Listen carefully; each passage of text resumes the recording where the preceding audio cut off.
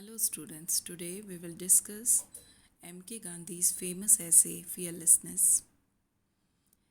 M.K. Gandhi, Mohandas Karamchand Gandhi was born on 2nd October 1869 and died on 30th January 1948.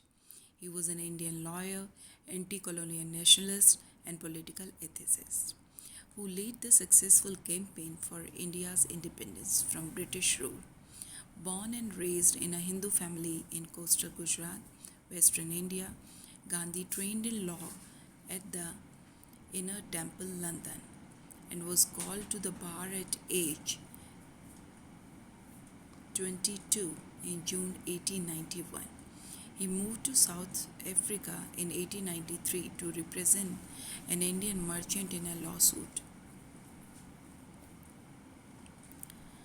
He went on to say, for 21 years, it was in South Africa that Gandhi raised a family and first employed nonviolent resistance in a campaign for civil rights. In 1915, aged 45, he returned to India. Gandhi led nationwide campaign for erasing poverty, expanding women's rights, building religious and ethnic unity, ending untouchability, and above all, for achieving Swaraj or self rule. Bringing anti colonial nationalism to the common Indians, Gandhiji led them in challenging the British imposed salt tax with the 400-kilometer Dandi Salt March in 1930, and later in calling for the British to quit India in 1942. He was imprisoned for many years upon many occasions in both South Africa and India. This essay is about Gandhiji's ideas about fearlessness. Every reader of the Gita knows that fearlessness heads the list of the divine attribute enumerated in the 16th chapter. Here Gandhiji says that fearlessness is attributed as the divine attribute even in Gita, Srimad Bhagavad Gita. Whether this is merely due to the existence of matter or whether the pride of place has been deliberately yielded to fearlessness is more than I can say. In my opinion, in Gandhiji's opinion, however, fearlessness richly deserves the first rank assigned to it. Gandhiji says that fearlessness aptly deserves the first rank in the divine attributes, for it is indispensable for the growth of the other noble qualities, because fearlessness is the primary quality for the development or for the growth of other noble qualities. How can one seek truth or cherish love without fearlessness? Here Gandhiji raises the question that how can we quest for truth without any fear? As Preetham has it, the path of Hari, the Lord is the path of brave, not of cowards. Gandhiji says that the path of God or the path of truth is for the brave. He gives the example of Harishchandra, the famous king Harishchandra, who lost everything for the sake of truth. In this paragraph, Hari means truth. He says that God is truth and truth is God. Hari here means truth, and the brave are those armed with fearlessness, not with the sword. He says that fearlessness is the mightiest weapon. The rifle and other carnal weapons, which strictly speaking are affected only by cowards. He says that sword or rifle, these weapons are for cowards, and truth is the weapon for courageous people.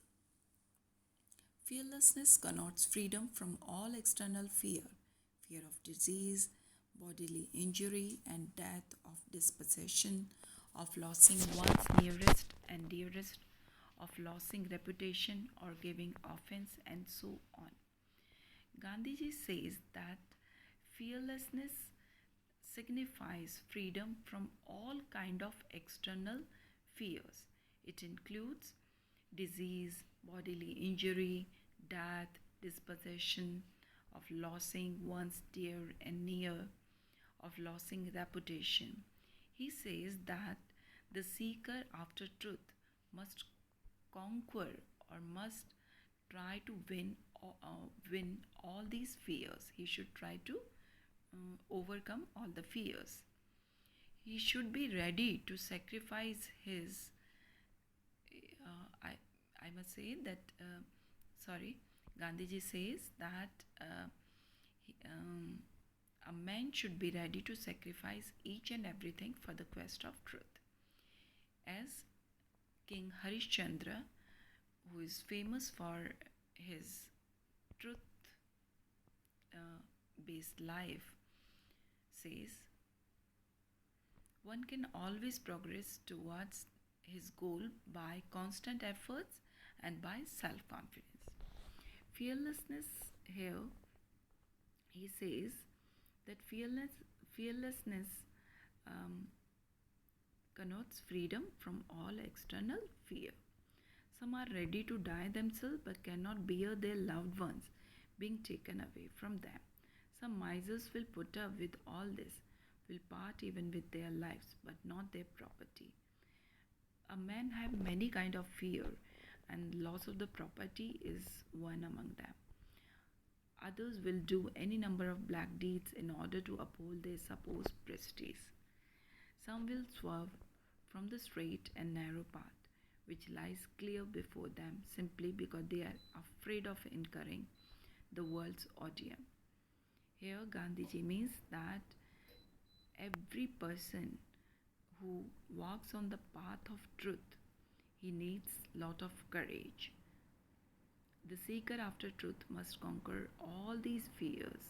He should be ready to sacrifice his all in the quest of truth, even as Harishchandra did. Here Harishchandra means the famous King Harishchandra. The story of Harishchandra may be only a parable. It may be only an example. It may be only a tale. But every seeker will be a witness to its truth from his personal experience, and therefore that story is as precious as any historical fact. This story is an excellent example of a person who walks on the path of truth. Perfect fearlessness can be attained only by who has realized the supreme, as it implies freedom from delusions. One can always progress towards this goal by determined and constant endeavor and by cultivating self-confidence. As I have stated at the very outset, here Gandhiji says that we must give up all external fear, but the internal foes we must always fear. Internal foes means internal enemies. He says that we can fight external fears, but we are afraid of internal enemies.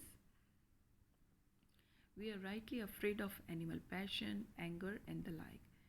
We have internal enemies like anger and many other passions. External fears cease of their own accord. When once have conquered these traitors within the camp, all such fears revolve round the body as a center and will therefore disappear as soon as we get rid of attachment for the body. When we don't have any kind of attachment for our body, we don't feel scared, we don't feel any kind of fear. We thus find that all external fear is the baseless fabric of our own vision. Here Gandhiji says that all the external fear are just imaginary or just the figment of our imagination. Fear has no place in our hearts when we have shaken off attachment for wealth, for family, and for body. Enjoy the things of the earth by renouncing them is a noble precept. Wealth, family, and body will be there just the same. We have only to change our attitude towards them. All these are not ours, but God's. Gandhiji says that whatever we have, wealth, family, beautiful body, we should think that this belongs to God. Nothing, whatever in this world is ours, even we ourselves are His. Because everything belongs to God, why then should we entertain any fear? Then why should we have any kind of fear? When we don't have anything of our own, then why should we are afraid of losing that? The Upanishads therefore direct us to give up attachment for things while we enjoy them. That is to say, we must be interested in them not as proprietors but only as trustees. Here Gandhiji says that we should think that we are the trustee of ourselves. We are not the master of our body. We are not the master of whatever we possess.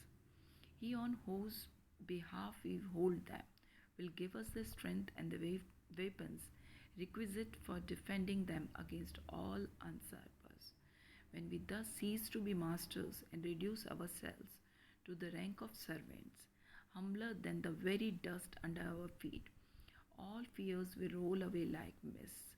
We shall attain ineffable peace and see Satyanarayan, the God of truth, face to face. Here Gandhiji says that all fears revolve round the body as the center, and when we have shaken off all the fears or all the attachment for family, for wealth, we feel very relaxed and we don't feel any kind of fear. And when we cease to be masters and when we think that we are just trustees of what we have, we attain perfect bliss. M.K. Gandhi, who is known as the father of the nation, his main tenets were truth and nonviolence, as you know. This essay is an extract from Gandhiji's commentary on Sri Bhagavad Gita. In this piece of writing, Mahatma Gandhi provides solution of many questions such as what is man afraid of, how can he conquer fear. Gandhiji's ideas on fearlessness are an outcome of his study of the Gita. Here, Gandhiji says that the 16th chapter of the Gita gives a list of the divine attributes. In this list, fearlessness is given the first rank. He says that fearlessness aptly deserves the first rank given to it. Gandhiji thinks that it is the essential quality for the growth of other noble qualities. One cannot speak truth and cherish love unless he is fearless. The path of truth is the path of the brave, not of cowards. Fearlessness not only signifies freedom from all external fears, but it includes fear of disease, bodily injury, and death, of dispossession, of losing one dearest and nearest, of losing reputation, and so on. The seeker after truth must conquer all these fears. He should be ready to sacrifice everything in the quest of truth, as Harishchandra, the famous king, lost everything for the sake of truth. One can always achieve this goal by constant effort and self-confidence. Gandhiji says that we must give up all external fears, but we must always fear the internal enemies like animal passion, anger, etc. External fear cease when once we have conquered these traitors within the camp, within ourselves. Gandhiji further says that all the fears revolve around the body as the body as the center and would therefore disappear as soon as one got rid of attachment for the body. Fear has no place in our hearts when we have shaken off the attachment for wealth, for family, and for the body. We should be interested in them not as owners but as only trustees. When we cease to be masters and reduce ourselves to the rank of servants, all fears will roll away like perfect peace. Thank you.